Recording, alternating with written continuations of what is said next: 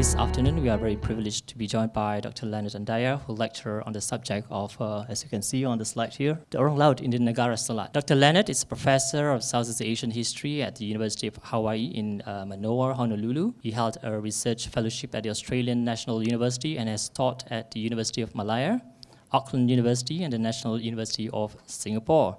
His current research focuses on the complex network of relationships in Eastern Indonesia that help to bind disparate cultural communities into a functioning unity in the early modern period. So ladies and gentlemen, please put our hands together for Dr. Leonard.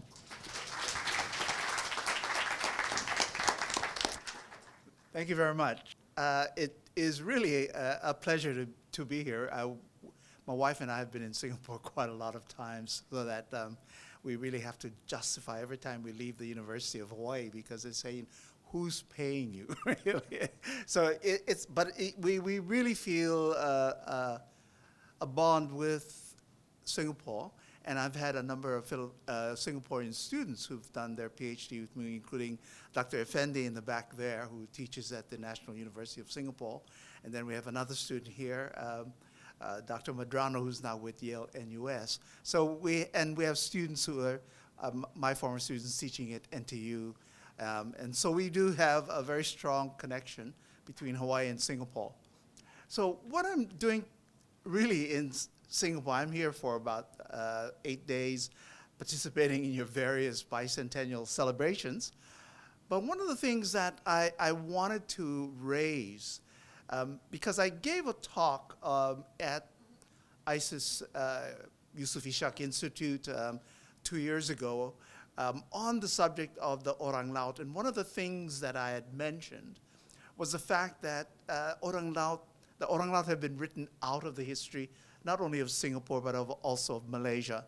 And so what I'm trying to do in giving you these talks is to try to get you to reflect about the past and about those who lost, in a way, communities that were prominent in the past and have since disappeared, mainly because their function, their position, their status had declined. So let me just begin then by trying to explain why the Orang Laut, whom many of you probably don't know or think of them as the Orang Selatan, these people who seem to have disappeared. I'd like to look at the Orang Laut, the sea peoples, and I've introduced the idea of the Negara Selat, the realm of the Straits, or the Straits realm, as an area that was their basically hunting ground, their home waters. And so why these two components were very important in the history of the region. And so this is what I'm planning to do today, is to, first of all, explain why this area became so very important in the history of the region. It was because of the East-West international maritime trade. The second, I want to identify what the Negara Selat is all about. And in order to do that, what I've tried to do was to adopt a sea perspective. So instead of looking at these small little islands, I'm looking at the connections of the islands. And so I'm drawing inspiration from some of the research that has been done by the historians of the Pacific. And then finally, I look at the Orang Laut in order to highlight their role in the history of this region and how their role has subsequently declined and basically disappeared in subsequent histories of the region. I'll try to show this decline by looking at some of the European depictions of the Orang Laut in the 19th century, to talk about how the Europeans themselves, this gaze from the outside, had already stripped the Orang Laut of their status within the Malay world. So let me go on then to first look at international trade and why the region that I call Negara Selat, or why Southeast Asia, was very important in this international trade. And the reason is very obvious. If you think of the international trade extending from as far back or as far westward as Europe, and in the earlier days it was the Middle East as well as the eastern coast of Africa, through India, into then the Southeast Asian region, and then out into the east. And in the east, the dominant trade area, of course, was China. But you also had Japan, Korea, and very importantly, the Ryukyu Islands. Again, another of those very important areas in the past, which have now been absorbed by Japan, so people don't think about them. You find traces of them when you go to Hawaii, because they have an Okinawan group. They have a very strong Okinawan presence there. So the reason for the importance of the Southeast Asia and of the Negara Selat, which I'll identify in a minute, is because the region sits right in the middle of that east-west international trade. If you look at the position of Southeast Asia, you can see it very clearly here. So what you have here is the region of Southeast Asia with two openings to the between east and west. And one is the Straits of Malacca, which was the most important of the openings through the east-west, between east and west. And the second was the Sunda Straits, right between Sumatra and Java. But that wasn't really used as much until about the late 16th century.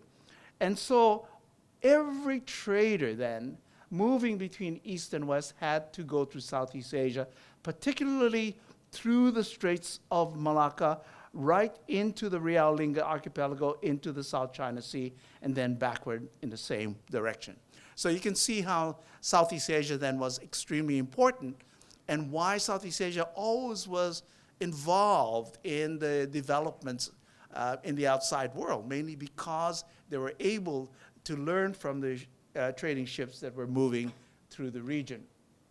And so this is a clearer picture of Southeast Asia, and you can see very clearly here of the importance of the straits. The area of the Straits of Malacca and the Realinga archipelago being very important in the history of international trade. And one of the very important reasons that the Straits of Malacca became significant was because of the monsoon winds, and you live right in the monsoon wind areas, and so you know that there's a change of weather, wet weather to drier weather part of the year, and then it shifts. And so these winds were very important in the day of sail, when it could shorten the journey between, say, China and India by more than half. And so people tended to wait, the traders tended to wait for the shift in the winds before undertaking their journeys. And one of the things about the winds that would be interesting to understand is that these winds move in a clockwise direction. So beginning in the northeast monsoons, they gradually move in a clockwise direction, which enable then many of the communities in the eastern part of Southeast Asia, eastern parts of Indonesia, to take the winds and then gradually move toward the Straits of Malacca before the shift to the southwest winds, which would then take these traders back to China or the other parts of Asia. And what is significant about this is the fact that many of the most important products in the international east-west trade came from eastern Indonesia. So when you think of the spices, clove, nutmeg, and mace, which the Europeans call the Trinity of Spices, being Catholics, they kind of associate this as a kind of very important group of spices. They grew in northern Maluku, in the northern part of the Spice Islands. And this is their indigenous home of the Spice Islands. And then sandalwood, which was also a very important part of the trade products in international trade, came also from Timor. And so you can see that the East was very important, and this was linked to the Straits of Malacca as a result of the wind system. And so these are some of the things that I think need to be borne in mind when I talk about the reasons for the significance of the Selat, Negara Selat. And here what you have is a very good topographical map, because what it shows you is the mountain chain that is right in the middle of Sumatra and the middle of the Malay Peninsula. And what this did was then to protect the Straits of Malacca from the monsoon winds.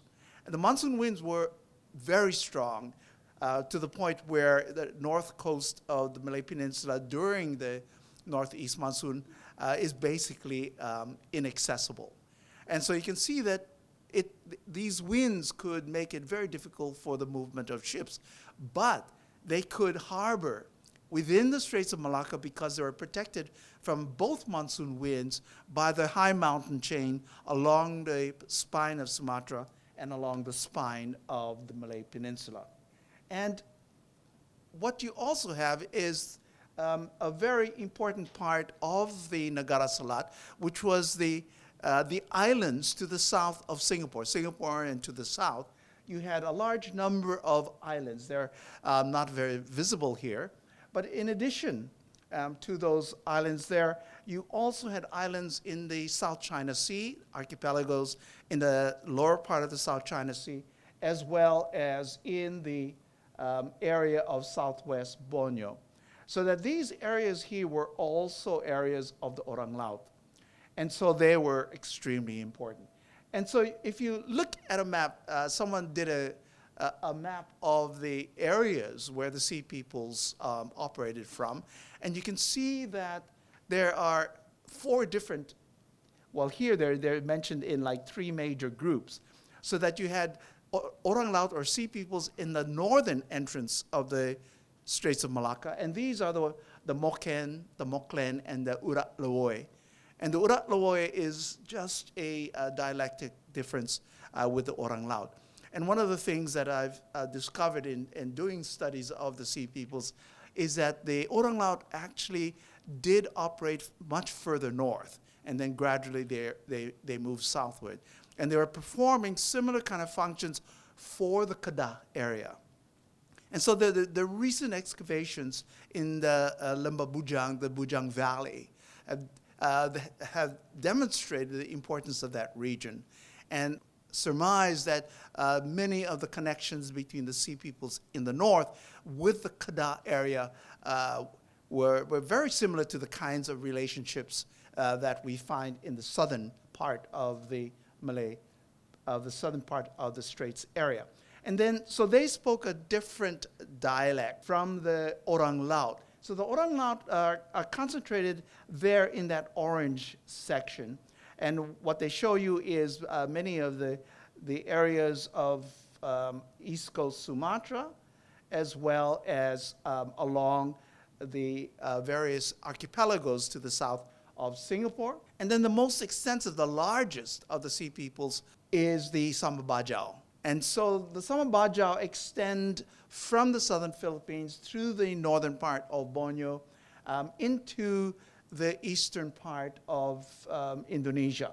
And so you can find them in pockets all the way up, really up to some of the New Guinea coast. So this is just a kind of a model, but they do spread out even more. And so what it indicates is that the Sea Peoples were very prominent in the early days because they occupied areas that traders went through, but also they occupied areas where they could collect sea products which were valuable in the international trade. So just to kind of summarize for you with all the material that I've been giving you, the important thing to remember is that it was the East-West international trade that made it possible for the Negara Selat, as I call it, the areas of the Straits, to be significant because of its midway location, as well as because of its protection from the monsoon winds. But it was also the area through which all these ships had to go in order to move between the east and west. And they were moving through the waters that were the home of the Sea Peoples. And this is the reason why the Sea Peoples became extremely important, because they knew these waters. And I've done the study also of some of the areas where the straits are, and they do have large number of reefs because the Orang Laut do operate they get a lot of their products from the reefs. And many of these reefs are very dangerous if you don't know where they are. And there are reefs that are not visible at high tide and so forth. And then you also have currents. And the currents are very difficult to know because there's so many different islands. And what we've come to know from the study of the environment is that the winds do also affect the movement of the currents. And these areas have a lot of different localized winds. And even the Straits of Malacca is very interesting. You talk about the northeast winds and then the southwest winds, but there is a very interesting wind that blows from the northern part, and this blows during the northeast winds. So it's counterintuitive because you're having these winds blowing this way, but the wind then develops up in the northern part of the Malacca Straits during that season and blow the ships right to the Straits of Malacca. So what I'm saying here is that there are localized wind patterns, there are differing currents, and then there are all these reefs and sandbanks which make these areas very difficult for mariners. And the Orang Laut knew these areas. They knew how to get through the reefs and so forth. And so here again, what I'm emphasizing is the significance of the Orang Laut because of their knowledge of the home waters of the Negara Selat. So what I'd like to do now is to look at the Negara Selat because no one's used it before, but I've used it because it does come out in the sources. So if you look at the Sulalatu Salatin, or as it's better known as a Sejarah Melayu, you'll find references, and the references are to laut. So they talk about going to the sea, so that here you can see that they're going to find a better place for this prince who has left Palembang seeking a new site. And so what he does is they go to the sea, and then they follow all the different straits. So the various Selat Sepat, Selat Sambar, and so on and so forth. And then later on, you get a story of when Malacca fell to the Portuguese, the Orang Laut were called upon to help the refugee ruler. So the leader of the Orang Laut was told by one of the ministers to go and gather the people from the sea and to get them together in order to help the refugee ruler. So he was being told to get the Orang Laut together from the various areas in the sea in order to accompany the ruler to a new site. And you can see also references to this area that is called the sea or the Straits from other sources. The early Chinese sources, for example, speak of the waters of Loyue, and the early French scholars who were looking at it said that the Loyue could be reconstructed as laut, and so they kind of reference against to the sea, and they're talking about a specific sea right in the area of the Straits of Malacca and the islands to the north and to the south. The Arabs also, when they referred to this area of the waters, talked about Salahit, or from Selat, also they're using the term for straits when talking about this region. And they described it as rich in natural produce and located somewhere on the east coast of Sumatra. And one of the most fascinating references comes from the Dutch archival material. In 1719, one of the Dutch merchants in the Dutch East India Company, VOC, noted that the leader of Singapore was a Raja Negara, and he just used that term. It was obvious to the Raja Negara Selat, and this individual was noted as the leader of the Orang Laut in Singapore and of the other Orang Laut. So that here you get a kind of a sense of the importance of this Selat area, and the people who are really significant are the sea people. And one of the interesting things also in the Tufat al-Nafis, late 19th century text, which is cited a lot in the exhibition on paper, Raffles, the Tufat says that Raffles proclaimed Sultan Hussein, one of the two contenders to the throne, as the rightful ruler of Johor in 1819, And the Tufat al-Nafis, who supported not Hussein, but his brother Abdurrahman, referred to him as a young Dipertuan Selat, the Lord of the Straits. And so you have a sense that already they're talking about an area, a sea, a straits area, which constituted in their minds a unit of the ocean space. And so what I've done then is to try to reconfigure our ideas or rethink our ideas of space. And some of the most exciting ways of looking at it from a sea perspective come from the Pacific, because of course the Pacific has huge body, it's a huge body of water and scattered with a number of little islands. And so for a longest time people talked about the great void of the Pacific with nothing but a few scattered islands in the Pacific. But the Pacific Islanders have turned this around completely by arguing that if you focus on the water and not on the land, you get a completely different picture.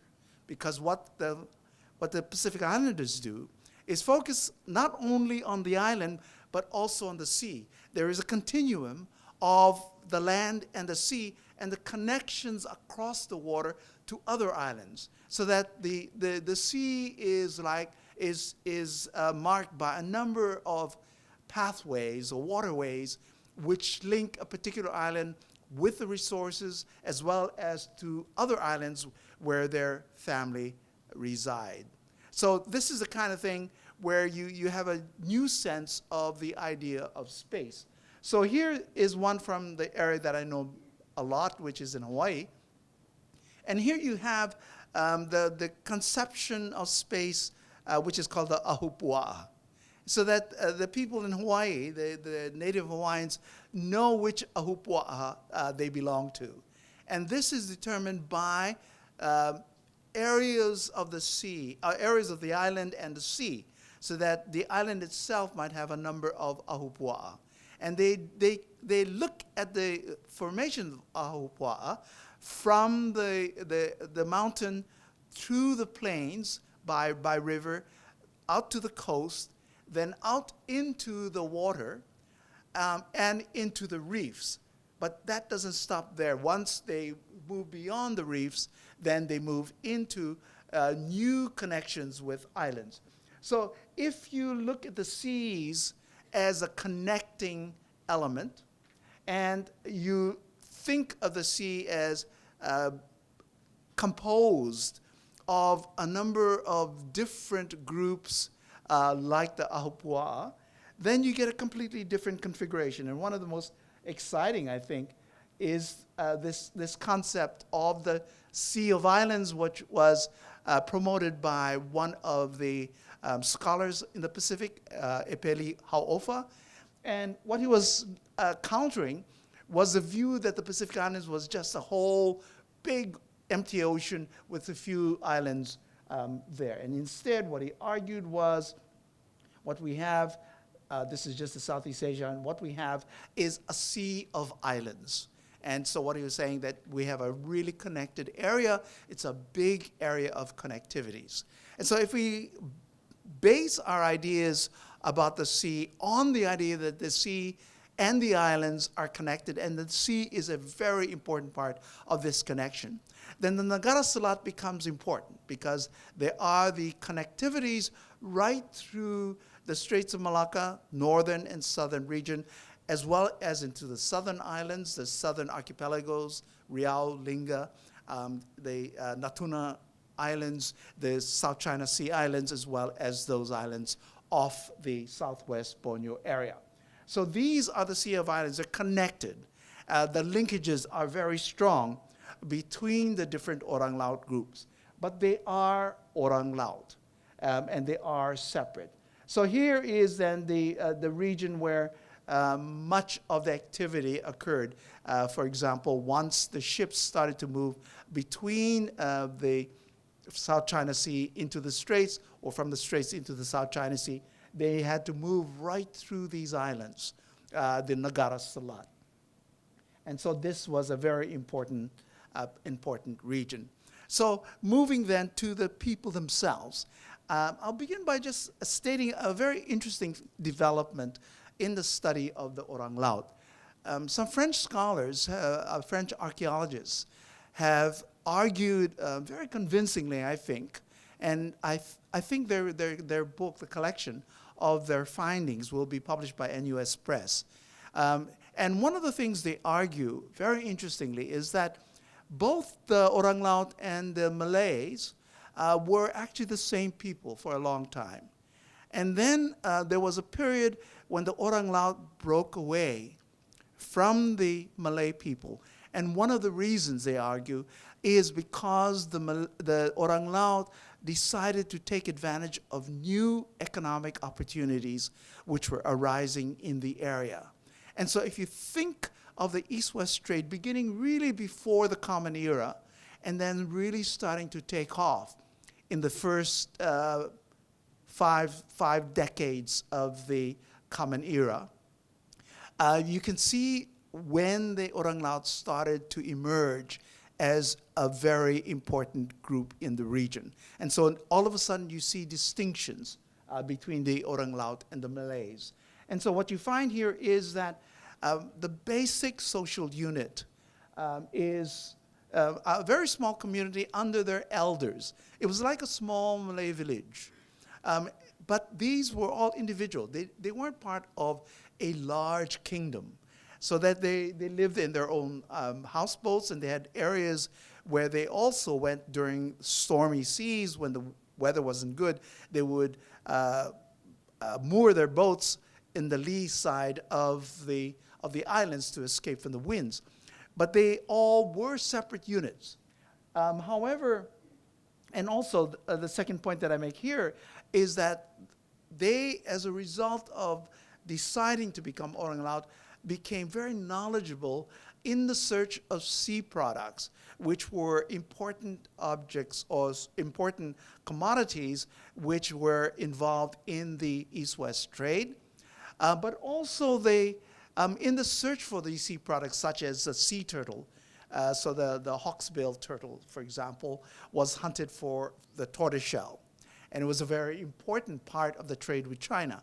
And so in the search for the tortoiseshell, of course, they then came to learn a lot about where the reefs were, the types of winds that blew in certain directions, the movements of the currents, and so forth. So they gained a knowledge of the Negara Selat, which came as a result of their search for products in the international trade. And so they were a very interesting group. Later research, Cynthia Joe was at the NUS, worked with the Orang Laut in the Indonesian area.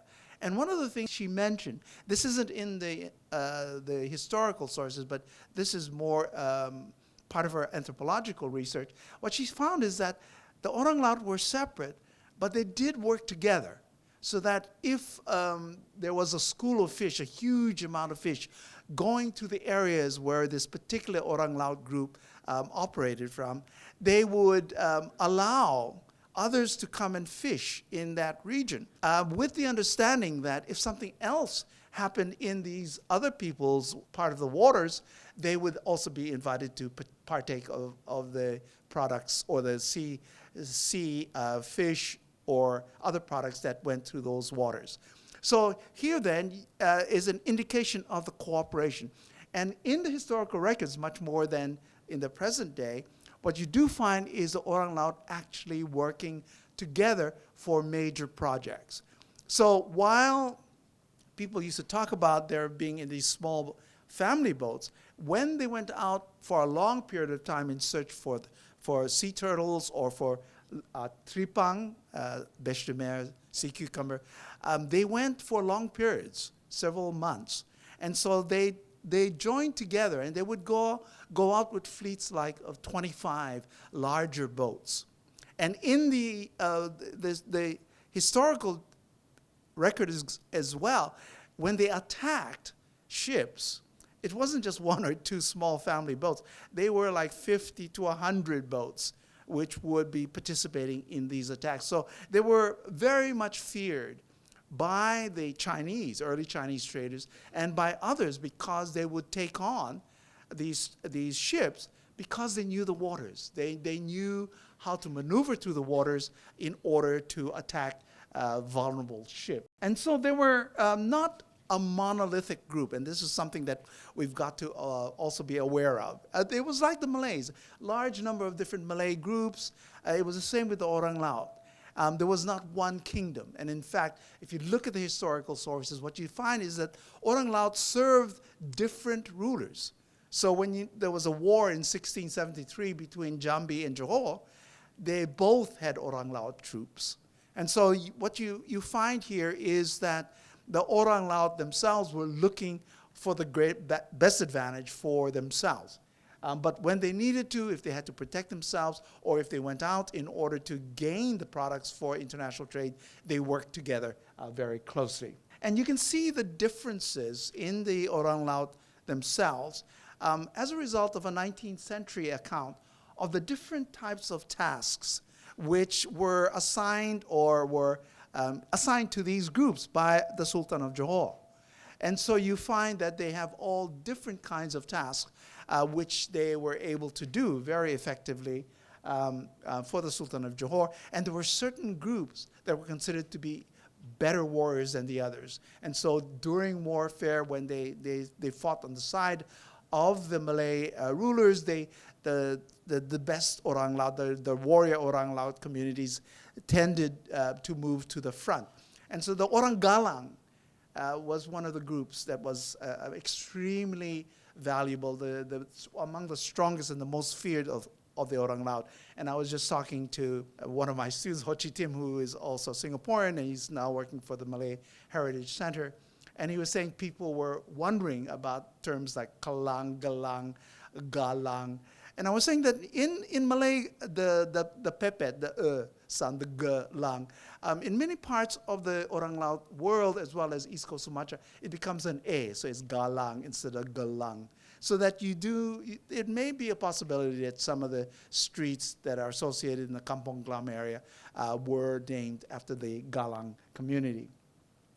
And so, as I mentioned in the last part, that they tended to become allied when it was necessary. So I just put this slide up because I wanted to indicate, again, variety of boats that the Orang Laut had. I was talking to the people at the National Museum. I was there.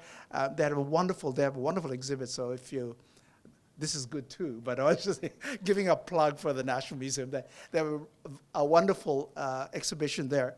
And one of the things that I was disappointed because they weren't able to find anything, the Orang Laut boats. Because if you do the study of the Orang Laut, you'll find that there were many different kinds of boats that were actually built for the conditions where the Orang Laut were. And many of them had not very deep, what is it called? So the draft was smaller because they tended to move through the tributaries and into the mangrove swamps. But you did have ships that were built for the sea. And so what you have here, of course, this is the family boats, people living in these boats. But you also have, so these are the family boats. And so they were small, and then you had a number of them that could constitute a village of the Orang Laut. But you also had larger boats. So this is from a Spanish archive, and it talks about a Malay pirate ship. But it's obvious that many of these pirate ships were actually Orang Laut boats. And so these were the larger boats that would have been taken out for the expeditions to get the sea products like the turtles or the tripang, but they were the ones that were used to attack ships. And of course, the most feared of all the sea peoples were the Ilanun, and these were from the southern Philippines. And they were very large boats. So the Orang Laut never had as large boats as those. So the Iranun boats could carry over 200 people. And they were bold enough when they carried their cannon to actually attack European ships as well. So the important thing to remember here is that the Orang Laut had a very important relationship with the Malay entrepot states, such as Malacca, Srivijaya, Johor. They helped to establish the entrepot states. If you look at the histories of the founding of Malacca, for example, you can see the role that the Orang Laut played. They were collectors of sea produce, and then finally they were the primary navy and coast guard patrolling the sea lanes because they knew the water so well. They could guide ships to the ports as well as to attack enemy commerce. And one of the things that also comes up in the sources is the importance of Bintan, Riau area. And you can see that from very early on. So the earliest we have is in the 13th century when the Arab geographers talk about Bintan being the center where armed black pirates with poison arrows emerge, possessing armed warships. They plunder people. So this is an obvious description of the Orang Laut in the areas that the Arab geographer is talking about, the Selat. And Marco Polo in 1294 also mentioned Bintan as a trade center for spices and other goods. And we know, of course, that spices were indigenous to eastern Indonesia, to the northern Maluku.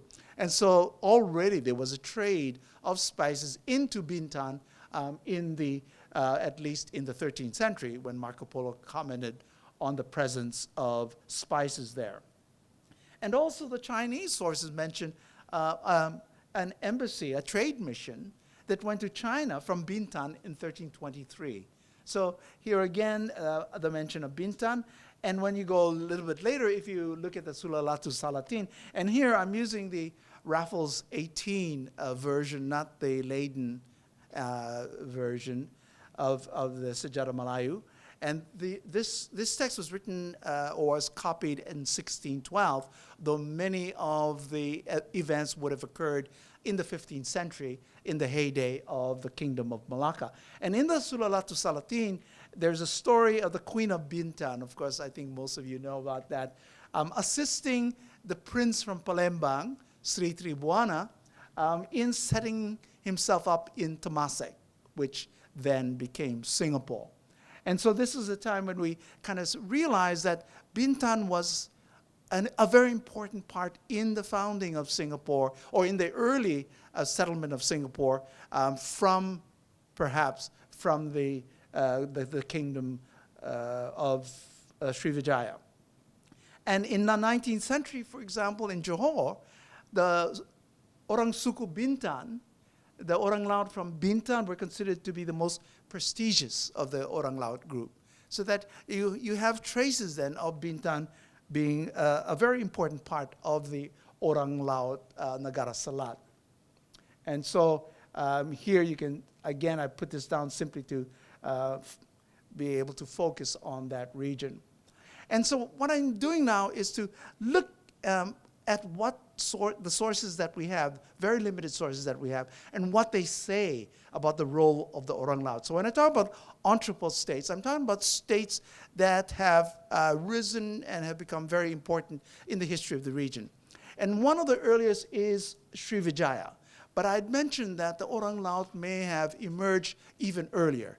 So the Srivijaya kingdom may have been from the 7th to the 11th century CE, but there was an earlier one in the 5th century, which was called Gantoli by the Chinese. And it is believed that the Gantoli may have been one of the earliest and may have been the time when the Orang Laut began to emerge as important part of the role with these entrepot states.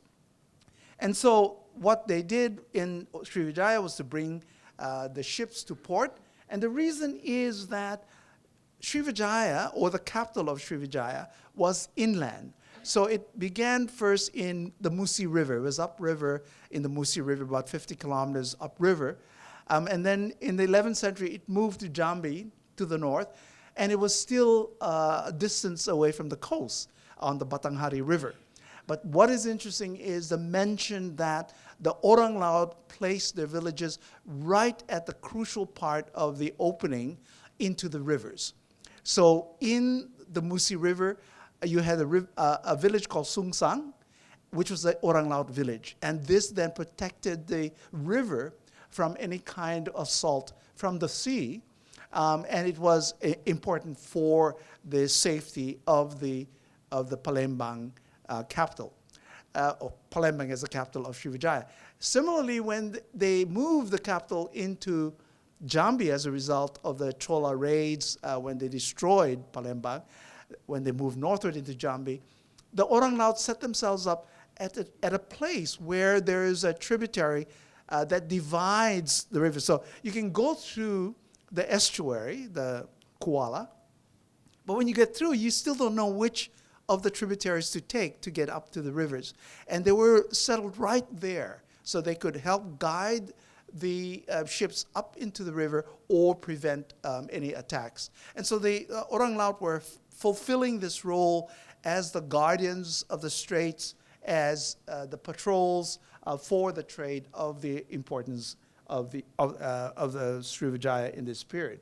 And if you look at Malacca as well, there we have a little bit more material about Malacca, and it is fascinating to see what kind of things that they did. So the story of both the Portuguese, the Tommy Pires, Suma Oriental, as well as the Sulalatu Salatin, all talk about the role of the Orang Laut in the establishment of Malacca.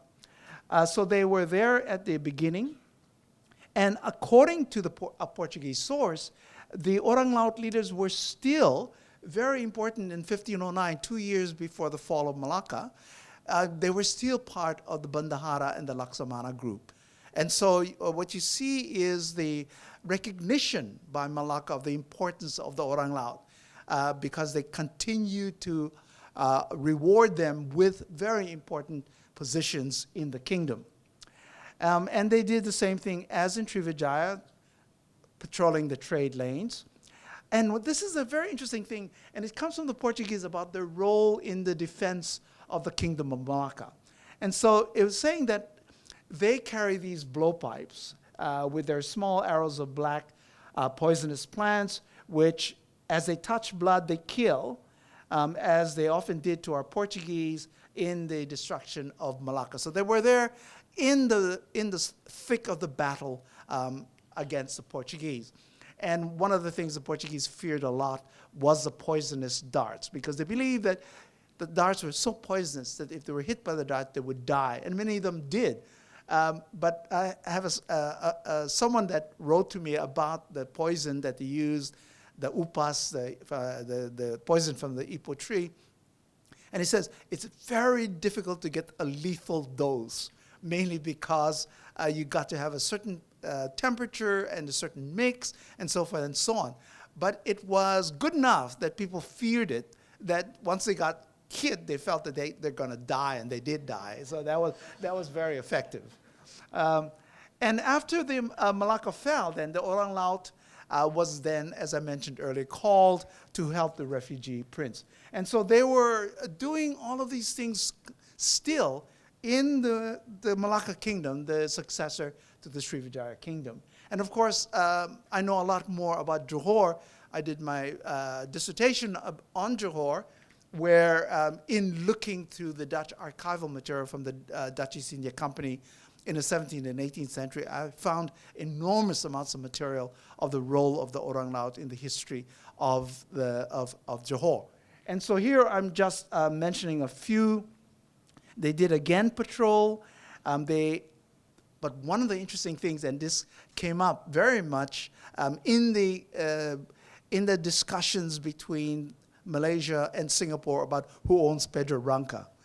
Pedro Branca was one of the straits there. There are 3 straits between the South China Sea and the Johor River.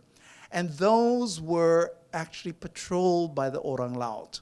And so they were very important in maintaining the ships going through, to help them through, because there were so many shipwrecks. According to the Dutch, there were more shipwrecks in that area than almost any other area. And then later on, you get you get a Portuguese source which talks about a guard post and a Shabanda's post on Singapore, which was it was placed right at the where the Johor River came down. So this is the Shabandaria, which the Portuguese talked about. So if you look at Singapore to the right side, you get the Shabandaria.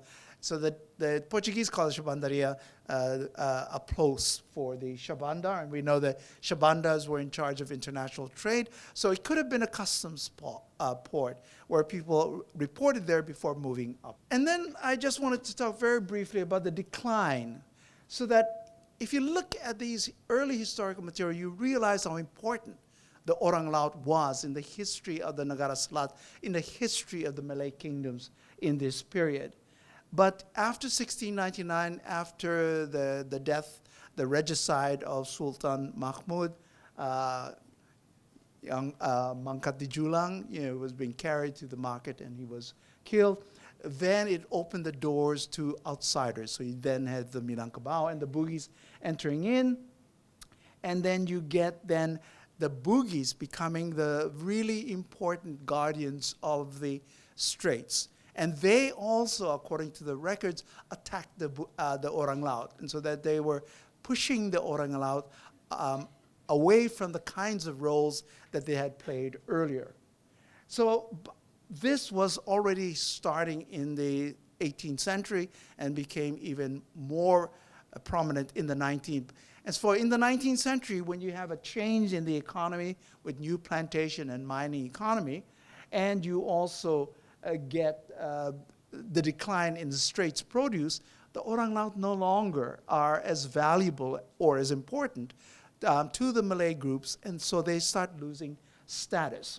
And then when the British come in and there's an introduction of the steamship, you get the Orang Laut gradually becoming redundant in the area. So this is the beginning of the decline, so that the perceptions of the Orang Laut began to change. So when you think that even in 1714, the Orang Laut were so important that they constituted a quarter of the entire fighting force of the Kingdom of Johor. And the Kingdom of Johor was the most important of the Malay kingdoms in the early 18th century. And they were also part of the cosmopolitanism that was part of the entrepot states. But by the mid-19th century, you find a complete transformation. All of a sudden, the description of Orang Laut was of shy people, of people who were not very civilized, living between the islands and so forth and so on.